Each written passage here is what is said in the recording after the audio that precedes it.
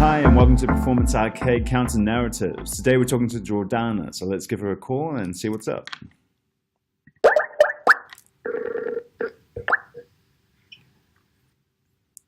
Hello. Hello there, how are you? Good. How are you, Jordana? Good, thanks. Where are you? So at the moment I'm in Tasmania, Australia. Oh, amazing. Just here for the Hobart Biennale. So that's an art festival that's taking place over about 2 weeks.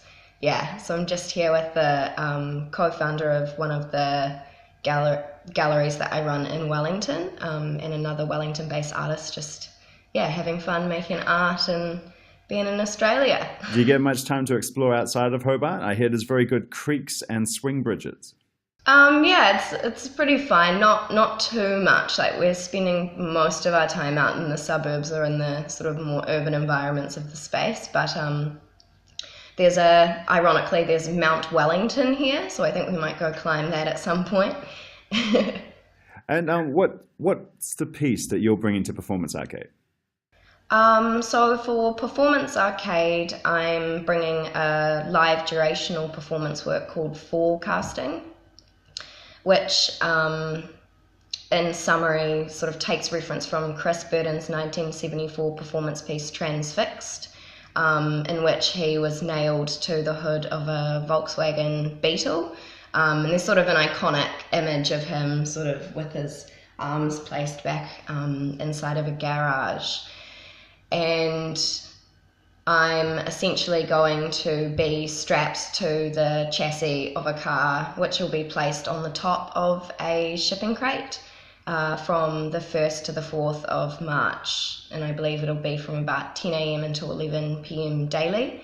And then alongside that work, because obviously I'll be up there sort of enduring the elements, making quite a spectacle of myself, there'll be a video work called And Again, playing within the shipping container, which gives people sort of more context as to what I'm doing up there and why, and sort of addresses them directly where I'm not essentially able to. So, yeah. And is it sort of important with the video playing inside the container and you being on top of it rather than just having the car to the side, or is it important for them to be underneath you when they come in and learn about what's going on?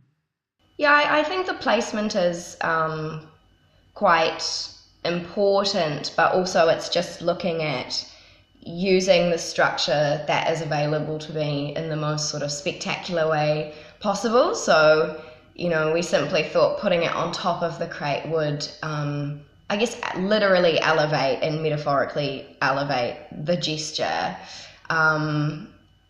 But yeah, it's not necessary that the audience is below me, but I think it will make for an interesting sort of set of relations between myself and the audience. And it's also something I often do or am interested in doing, which is having my body be physically present while also in the video work my body is present. So most of my practice, sort of broadly speaking, for the last 3 years has contained my body in some way, whether abstracted or directly. So to be physically present with the audience is, I guess, sort of quite important to me, that I am there for the audience, whether I can actually talk to them or greet them directly. It seems, for me, it's more of a sincere gesture to actually spend the time to be there when the audience is there as well. Will you be planning a Q&A session from up top? And people come outside and just like yell questions at you from out. Oh yeah, I hope somebody yells something at me, but I'm not sure exactly how that would work. I don't believe at the point of being strapped to the top of a car. I don't know if my response will be as eloquent as I would like to hope. But do you get audience concern in those kind of, when you're putting your body out there like that? Is there an element of danger that you feel the audience are feeling? Well, obviously, because it is for the Performance Arcade, we need to assure people that I'm in no literal danger. Although it is an endurance piece for a reason, it will not be easy. But essentially, I wouldn't like them to be extremely concerned. That's not really the point of the whole process. But I would like if they were. But oftentimes the nature of performance art, because you do become a spectacle as soon as we're talking about elevation, as soon as you lift yourself above that kind of everyday way of engaging with people, people often don't know what to do. Say, even if I were in danger, there's this weird sort of strain on the communication as to, well, what can I do? Like, does this person actually need help? They've put themselves in this position.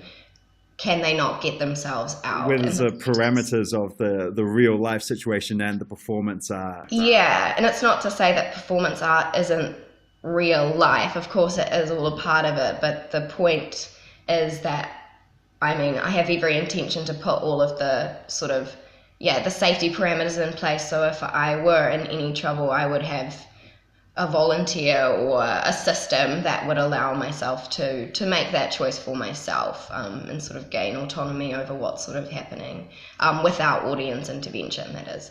And is there a driving narrative you'd like audience members, I'm thinking particularly of coming into the performance arcades, to walk away from your piece? Is there a question you'd like them to have planted there, or a feeling that you're hoping to have them there? We don't want to lead them, obviously, if they're watching this and then come and see the piece. But is there an overarching question or narrative you're hoping they'll go away with? It's all very sort of loose and interpretable, and obviously I am quite resistant to giving a sort of clean answer to that question, just because people are. I want it to be so open and that people can really just make up their own mind. But I guess, for instance, the answer to that question is more likely to be found in the video work than it is me on top of the crate. And the work itself is called And Again, and it will feature me on the front, so tied to the front of a working car, driving around in a circle, an endless sort of loop. And then alongside that loop, there is a sort of audible narrative of me saying, and again, the sun rose on the next day. When your back is turned, the day does not turn away, always the same. Love is absolution, persecution, ejaculation, always the same. So it's quite and then it goes around and around and around. So it sort of is, I guess, just looking at the mundanity of the repetition of life in a certain way, and sort of embracing that and making it very apparent, and try not to scare people, but just there's a few feelings in there that I've sort of been having, and also want to sort of make cathartic and known for the audience as well, so they're not feeling so like alone in that kind of experience. And that's sort of hence for why I've sort of, I guess, decided to chain myself to the top of the car, being that it sort of renders me motionless or emotionless, or quite immobile physically, sort of to employ, I guess, just this notion of being ever moving, ebbing, flowing, all of those, the sort of day in, day out nature of, I guess, existence. It's just trying to slow that down. Yeah, it sounds incredibly poignant. Yeah, it sounds incredibly poignant, especially over the last 12 months.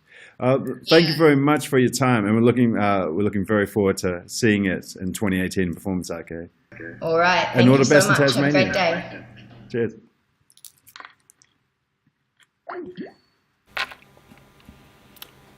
And that was a counter narrative with Jordana coming from Hobart in Tasmania, Australia. We'll see you again in Performance Arcade.